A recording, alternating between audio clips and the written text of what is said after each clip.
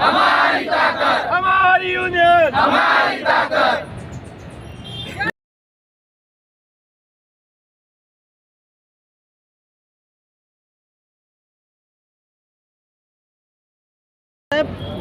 मागील कित्येक वर्षापासून तुमच्या हा आंदोलन प्रत्येक वर्षी कोणत्या ना कोणत्या विषयापर्यंत आपण इथे येतात.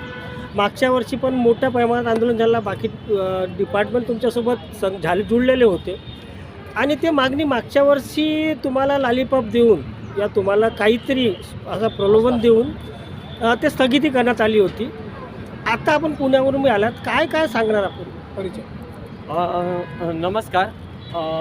मी पवन खेवटे, राज्य कृती समितीचा समन्वयक, तसंच तांत्रिक भूमी अभिलेख तांत्रिक कर्मचारी संघटनेचे अध्यक्ष या नात्याने मी तुमच्या समक्ष जे आज आमचं जे काम बंद आंदोलन सुरू आहे किंवा जे 18 तारखेपासून तर 27 तारखेपर्यंत जे असहकार आंदोलन होतं आणि आता 2 तारखेपासून जे आमचं काम बंद आंदोलन आहे याबद्दल मी थोडंसं 2 गोष्टी सांगू इच्छितो.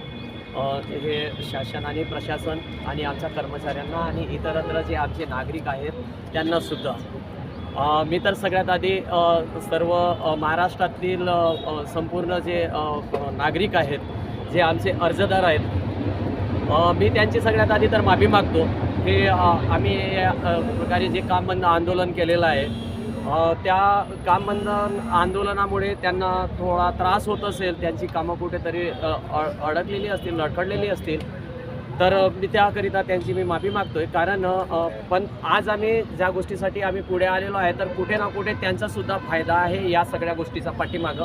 फक्त हा आमच्या कर्मचाऱ्यांचाच नव्हे तर इतरत्र संपूर्ण महाराष्ट्रातील नागरिकांचासुद्धा फायदा होणार आहे, ज्या आमच्या डिमांड्स आहेत त्या बाबतीत.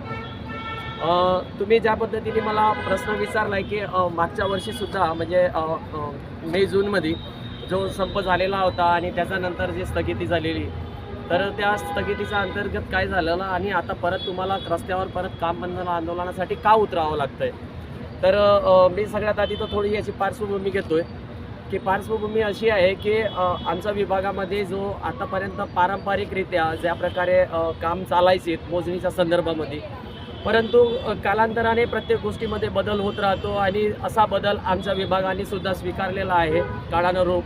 तर आजच्या युगानुसार आमच्यामध्ये इतके बदल झालेले आहेत की आज आम्ही सगळ्या ज्या मोजण्या ज्या करतो आहे त्या ट्रू कोऑर्डिनेटवर GIS प्रणाली सेक्टरमध्ये जाऊन आणि AIचा सुद्धा आजकाल आम्ही वापर करून आणि त्यातल्या त्या ड्रोनचा सुद्धा वापर करून आम्ही हे सगळं काम जितक्या लवकर होईल तितक्या लवकर करण्याचा आम्ही प्रयत्न करत आहोत. पण याच्यामध्ये नेमकं घडलंय काय, का बरं आज रस्त्यावर यावं लागलं, तर नेमकं कारणं अशी आहेत की आतापर्यंत या विभागामध्ये सुद्धा जी भरत्या व्हायचा, ज्या कामाबद्दल ज्या नवीन भरत्या व्हायचा, तर त्याबद्दल सुद्धा एक असं होतं की आजपर्यंत जे आम्ही तांत्रिक वेतन श्रेणीची जी मागणी करतो ती आमची प्रमुख मागणी आहे. तर त्या मागणीच्या अंतर्गत आतापर्यंत वारंवार जेवढे पण वेतन आयोग झालेले आहेत त्या सगळ्या वेतन आयोगासमोर आम्ही ही मागणी ठेवलेली आहे की आम्हाला तांत्रिक वेतन श्रेणी देण्यात यावं, जेव्हा की वास्तविकतेमध्ये हा संपूर्ण विभाग हा ऑलरेडी तांत्रिक आहे आणि तांत्रिक कामच करतो आहे. एवढंच फरक होता की त्या काळामध्ये शंकुसाखळी किंवा प्लेन टेबलनी काम करायचे, तर आताच्या काळामध्ये फक्त ETS मशीन आणि आता त्याच्यानंतर त्याचे पुढे जाऊन रोवर्स आणि ड्रोनचा वापर करून सगळ्या गोष्टी केल्या जात आहेत आणि MM टॉलरन्समध्ये आम्ही काम करतो आहे. तर याच्यासाठी या सगळ्यांनी बोलण्यात आलेलं होतं की आम्ही तांत्रिक वेतन श्रेणी याच्यासाठी देऊ शकत नाही श्रेणी, की तुमच्या विभागामध्ये तांत्रिक क्वालिफिकेशनची जी लोकच नाही आहे, अशी भरती झालेली नाही आहे. परंतु सप्टेंबर 2011मध्ये ज्यावेळेस आमचे जमाबंदी आयुक्त सुधांशू साहेब होते आणि स्वाधीन क्षत्रिय साहेब हे प्रधान सचिव होते, त्या काळामध्ये आमच्या सेवा भरती नियम बदललेले आहेत आणि जेव्हा सेवा भरती नियम बदललेले आहेत त्यावेळेस 2012ची ही पहिली तांत्रिक भरती करण्यात आली. त्याच्यामध्ये आमचा बेसिक ITI किंवा डिप्लोमा डिग्री सिव्हिल इंजिनियर्स असे वेल क्वालिफाईड लोक या विभागामध्ये रुजू झालेत आणि रुजू होऊन त्यांनी जो काम करण्याचा धडाका लावला, तर आजच्या कंडिशनमध्ये जर बघितलं तर आवकच या पर्सेंटेजमध्ये आहे तर थोडीफार शिल्लक राहणार आहे, परंतु जे पेंडन्सी होती ती त्या लेवलमध्ये जाऊन सगळी क्लिअर करण्याचा प्रयत्न केलेला आहे या सगळ्या लोकांनी मिळून. आणि एक चांगला मेसेज देण्याचा प्रयत्न केला आहे की आम्ही लोक काम करू शकतोय, परंतु आम्ही ज्या पद्धतीने काम करतोय किंवा ज्या लेवलमध्ये जाऊन काम करतोय आणि प्रत्येक गोष्टीची एक जबाबदारी फिक्स आहे आणि ते जबाबदारी स्वीकारून जर करतोय, तर अशा परिस्थितीमध्ये आमच्या कर्मचाऱ्यांना तांत्रिक वेतन श्रेणी किंवा त्यांच्या क्वालिफिकेशननुसार एक काम एक वेतन, समान काम समान वेतन या तत्वावर जाऊन सुद्धा आम्हाला का त्या वेतन श्रेणी किंवा त्या गोष्टीबद्दल आम्हाला वंचित ठेवलं जातं आहे. जेव्हा की आतापर्यंत आमच्या विभागाशी संबंधित जितके पण विभाग येतात त्याच्यामध्ये मी बोलू शकतो की भूसंपादन विभाग असो, PWD असो, इरिगेशन्स असो किंवा रेल्वेज असो, NMRD असो, PMC असे जे काही महानगरपालिका आहेत, नगरपालिका आहेत, पंचायत समित्या आहेत, जितकं पण ऑलरेडी NHI आहे, छोटे छोटे रोड्स आहेत, ZP आहे, या सगळ्या गोष्टीचं सुरुवात करणारा जर कुठला एखादा विभाग असेल तर तो आमचा भूमी अभिलेख विभाग आहे.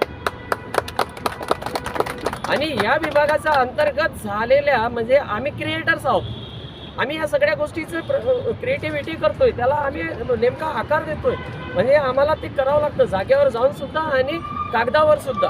आणि या सगळ्या गोष्टीमध्ये या सगळ्या गोष्टी करत असून सुद्धा आम्ही टेक्निकल काम करतो हे सगळे लोक बोलतात, पण तुम्ही काम करणारी लोक हे तांत्रिक नाहीत, आम्ही तुम्हाला तांत्रिक पगार देऊ शकत नाही. तर हे कुठेतरी मला वाटते की ते दोघांनाही परस्पर कुठेतरी अपोजिट होतंय. आणि हे सगळे विभाग ज्या आमच्या रेकॉर्ड्सवर काम करतात ते सगळीचे सगळी लोक तांत्रिक स्वरूपाचं काम करतात, त्यांना तांत्रिक स्वरूपाचा पगार पण दिला जातो. आता आम्हाला जो पगार दिला जातोय तो कारकुनाचा खालचा सुद्धा ड्रायव्हरचा बरोबरीच्या ड्रायव्हरला सुद्धा सर सांगावं इच्छितो तुम्हाला की त्यांना आमच्यापेक्षा जास्त वेतन श्रेणी आहे. तर मग आम्ही असं काय चुकीचं काम करतोय की आम्हाला का वंचित ठेवलं जातं या सगळ्या गोष्टींमुळं? आमचा हा शासनाला आणि प्रशासनाला दोघांना पण प्रश्न आहे की का. आणि आतापर्यंत जे संप पुकारलेले आहेत, सगळ्या गोष्टी झालेल्या आहेत, तुम्ही प्रत्येक वेळेस आम्हाला सांगितलं की आम्ही सकारात्मक भूमिका घेतलेली आहे, आम्हाला तुम्हाला द्यायचंच आहे, तुम्ही जे काही काम करता हे तांत्रिक आहे.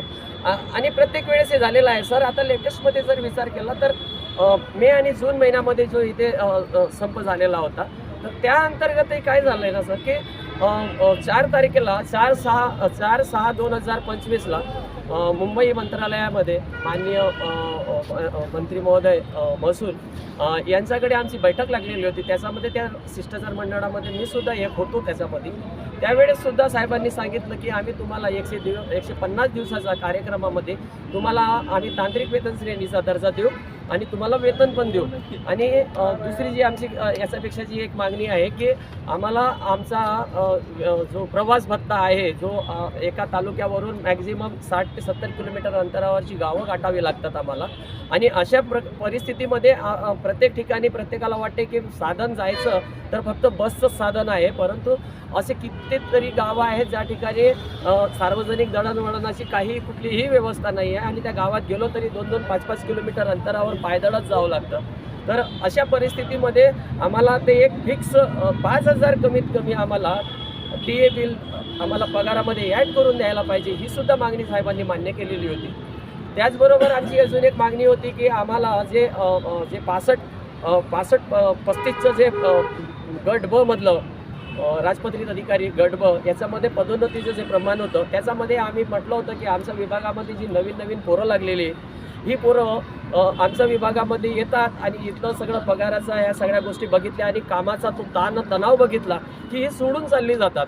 तर अशा परिस्थितीमध्ये त्यांना इथं थांबवण्यासाठी म्हणून आम्ही त्यांना रिक्वेस्ट केली होती की सर एक जम्पिंग प्रमोशन द्या, एक 50% प्रमोशनमधून, 35% सरळ सेवा MPSCमधून आणि 15% आमच्या कर्मचाऱ्यांमधून एक जम्पिंग प्रमोशन द्या. जेव्हा की न्याय देण्याचा एक प्रयत्न राहील त्या कर्मचाऱ्यांना जे काहीतरी आपल्या आयुष्यामध्ये काहीतरी वेगळं करू इच्छितात किंवा बाहेर जाऊन करू इच्छितात अशा लोकांना या डिपार्टमेंटमध्ये थांबवायसाठी. पण असं होताना झालेलं नाही आहे. आणि मागे सर आमच्या इथे 1100-1150 भरत्या झालेल्या होत्या, त्याच्यापैकी सर सांगतोय कमीत कमी 800 ते 850 मुलं आमच्या विभागातून सोडून गेलीत. या बेरोजगारीच्या काळामध्ये जर 800-850 पोरं 1100मधून सोडून जात असतील तर विचार करणारी बाब आहे की या बेरोजगारीच्या काळामध्ये ही परिस्थिती काय आलेली असेल की या विभागात लोक काम करू इच्छित नाही आहेत किंवा लोक काम का करत नाहीत. म्हणजे आम्ही कुठल्या लेवलवर जाऊन काम करतो हे एवढंच सांगायचं आहे आम्हाला.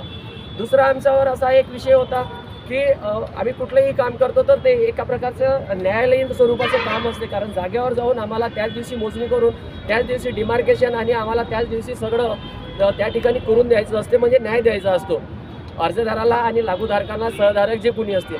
परंतु आम्हाला अशा वेळेमध्ये कुठे ना कुठेतरी कुणाचा विरोधाला जावं लागतं आणि जनमानसामध्ये आमची प्रतिमा मलिन होण्याचं हे एकमेव कारण आहे की कोणीतरी एक व्यक्ती असल्या वेळेस नाराज होतोच.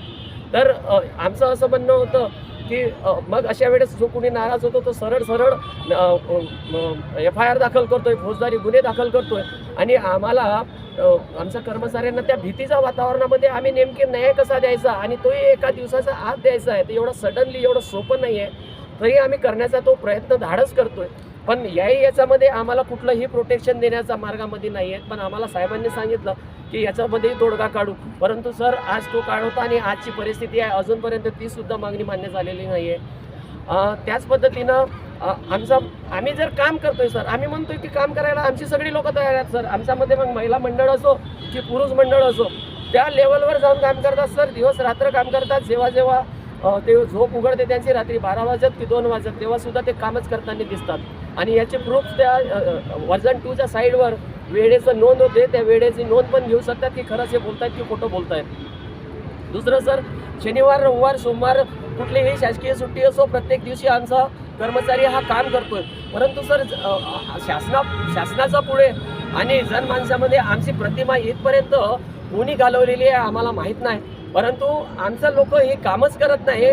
असल्या प्रकारचं वातावरण निर्मिती करून कुठेतरी प्रतिमा मलिन करून आम्हाला असं वाटतंय की या ठिकाणी खाजगीकरणाचं काहीतरी षडयंत्र करण्यासाठी हे सगळ्या चुकीच्या बाबी पेरल्या जात आहेत की जेणेकरून प्रतिमा मलिन होईल आणि लोक यांच्या विरोधात किंवा शासन यांच्या विरोधात जाईल. म्हणून बहुतेक प्रशासनाकडून असं करण्याची शक्यता नाकारता येत नाही असं आम्हाला डाऊट्स आहेत. आता ते सत्य आहे नाही आहे याबद्दल आम्ही जाणार नाही, परंतु जी परिस्थिती आमच्या डोळ्यापुढे येते त्याबद्दल आम्ही बोलतो. दुसरं सर, याच्यामध्ये असं आहे की प्रायव्हेटीकरण करायला आमचं बिलकुल दुमत नाही आहे, परंतु तुम्ही काम करताना कुठलेही फायनल SOP तुम्ही देतच नाहीत आणि मग आमचा सगळा गोंधळ होऊन जातो की आम्हाला काम कशा पद्धतीने करायचं आहे, कुठलं करायचं आहे. आणि त्याच्यामध्ये दुसरं एक असं आहे की आम्ही सगळी लोक जर काम करतोय तर आम्हाला ती साधन सामुग्रीच दिलं जात नाही. आज एका रोवरवर 5-5 लोक काम करत आहेत, 6-6 लोक काम करत आहेत, तर एका दिवशी 6-6 मोजण्या कशा शक्य आहेत. आणि एका दिवशी ते जमाई करायचं आहे आणि जाग्यावर न्याय पण द्यायचं आहे, डिमार्केशन पण द्यायचं आहे, ते शक्य होत नाही. आणि अशा परिस्थितीमध्ये जर आमच्या लोकांनी काम केलं नाही तर त्यांच्यावरती कारवाईचा बडगा रोवला जातोय, त्यांना शोकस दिली जातात. त्यांच्यावरती काम केलं नाही म्हणून डायरेक्ट पत्र काढली जातात की तुम्ही काम केलं नाही तर तुमचा पगार का वसूल करण्यात येऊ नये. तर जर काम करण्यापर्यंत पगार वसूल करण्यापर्यंत जर इथपर्यंत परिस्थिती येत असेल तर मग आमच्या कर्मचाऱ्यांनी नेमकं कुठल्या स्तरावर जाऊन काम करायचं हा आता म्हणजे पलीकडला विषय आहे, समजण्याचा पलीकडला विषय आहे. आणि याच्यासाठी आम्ही थोडं लांब होतोय बोलताना, पण माझा हा मेसेज सगळ्यापर्यंत गेला पाहिजे म्हणून मी सांगतोय. यासाठी आम्हाला कुठूनही न्याय मिळण्याचा प्रयत्न झालेला नाही, म्हणून आम्ही माननीय न्यायालयाकडे आम्ही धाव घेतली. सन 2017 साली आम्ही न्यायालयामध्ये याचिका दाखल केली की आम्हाला या सगळ्या गोष्टीबद्दल न्याय देण्यात यावा. आम्हाला सन 2020 14 जानेवारी 2020ला न्यायालयातर्फे आमच्यातर्फे रिझल्ट दिला की नाही, ही सगळीची सगळी लोक तांत्रिक कामं करतात आणि यांना तांत्रिक पगार हा दिला पाहिजे, परंतु कुठल्या स्वरूपात द्यायला पाहिजे याबद्दल आम्ही इंटरनल पॉलिसी मॅटर्स असल्यामुळे आम्ही हस्तक्षेप करत नाही. परंतु त्याच्यासाठी तुम्ही एक कमिटी गठीत करा आणि त्यांना एक पगार कसा दिला जाईल याबद्दल तुम्ही सविस्तर कोर्टाला कळवा. तर सर 2021मध्ये महाराष्ट्र शासनाचा GR निघाला आणि त्या GRच्या अंतर्गत सांगण्यात आलं की तुम्ही कमिटी गठीत करा. आणि गठीत केल्यानंतर त्यावेळेस समिती गठीत करायचे अधिकार माननीय जमाबंदी साहेब पुणे आयुक्त साहेब यांना देण्यात आले.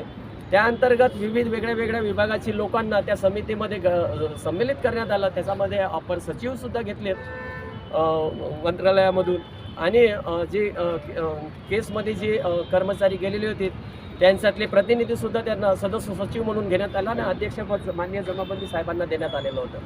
आणि त्या समितीचा अहवाल सर जो गेला 2021मध्येच गेला, त्यामध्ये ज्या पद्धतीने वेतन श्रेणी मंजूर करण्यात आलेला होता आणि शासनापुढे त्या सगळा प्रस्ताव दिला त्याच्यामध्ये सर परस्पर बदल करून आता कुठेतरी आम्हाला असं वाटतं की आमची मागणीच ती आहे की आम्हाला त्यावेळेस जे अन्य तत्कालीन जमाबंदी साहेब जे होते सुधांशू साहेब त्या अंतर्गत आम्हाला जशी तशी वेतन श्रेणी प्रस्तावित केली त्यानुसार आम्हाला देण्यात यावी, हरकत काय आहे. तर तसा प्रस्ताव आम्हाला मान्य सुद्धा आहे, परंतु याच्यामध्ये वारंवार सगळे बदल केलेले आहेत आणि कुठेतरी आम्हाला दडपशाहीचं आमच्यावर सगळी दडपशाही केली जात आहे आणि अन्यायकारकरित्या आमच्यावरती त्या दडपशाहीच्या मार्गाने न्याय दिला जात नाही आहे.